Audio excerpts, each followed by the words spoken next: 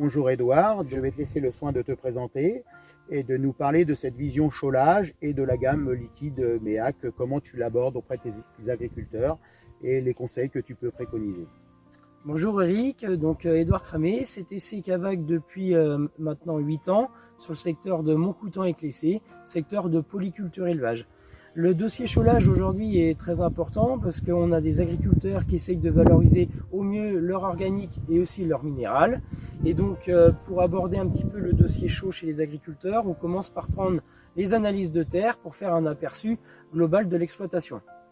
Donc toi tu préconises le top flow, mais tu préconises aussi le lease flow dans certains cas de figure chez certains agriculteurs. Le lease flow, quand il y a une tonne à lisier et que les gars veulent optimiser leur temps de travail, ça peut être une solution. Sinon, beaucoup de top flow pour plusieurs raisons. Déjà, c'est la finesse du produit qui est plutôt très intéressant, un pouvoir très couvrant comme une peinture entre guillemets, avec un nombre de particules au centimètre carré plutôt élevé.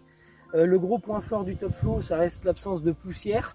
Aujourd'hui, valorisation à 100% du produit avec une solubilité carbonique très élevée et du calcium échangeable. Et au niveau de la partie agronomique, comme ça, est-ce que tu as des choses à nous évoquer, des retours d'expérience? Oui, Eric, les agriculteurs sont plutôt contents derrière au niveau de la reprise du travail du sol avec une porosité et une stabilité structurale plutôt appréciable. Alors la chaux ne fait pas tout, il y a aussi les couverts, etc.